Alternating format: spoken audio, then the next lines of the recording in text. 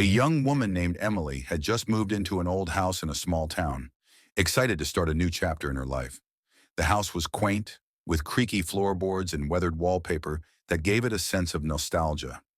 Despite the charming exterior, something felt off. At night, strange noises echoed through the hallways, faint whispers, the soft shuffle of footsteps, and the sound of something dragging across the floor.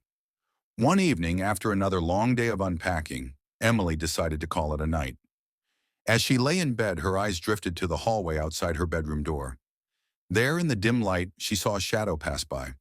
Thinking it was just her imagination, she tried to ignore it, but the shadow appeared again, closer this time. Her heart raced. She crept out of bed and tiptoed to the hallway, only to find the house eerily silent. But then she noticed something on the floor, small, muddy footprints leading from the living room to the stairs. The prints didn't match her shoes. With a sense of dread creeping up her spine, Emily followed the trail. The footprints led to the attic door, which was slightly ajar. As she reached for the handle, the door creaked open on its own, revealing a dark, dusty space. She stepped inside, her breath shallow. The floor beneath her feet groaned as if protesting her intrusion. In the far corner of the attic, she saw an old rocking chair. It moved, gently rocking back and forth, despite there being no wind. Her eyes locked onto it, and the hairs on the back of her neck stood up. Then from the corner of her eye, she saw something even worse. A figure standing in the shadowed doorway.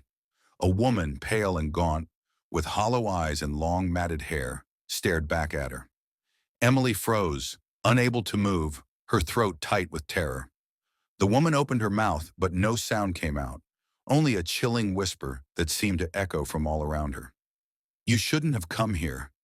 Before Emily could scream, the attic door slammed shut behind her, and everything went black. The next morning, the neighbors found her. But Emily was never the same. She spoke of the woman in the attic, of the whispers and shadows, but no one believed her. And no one ever dared to step foot in the old house again. It still stands, waiting.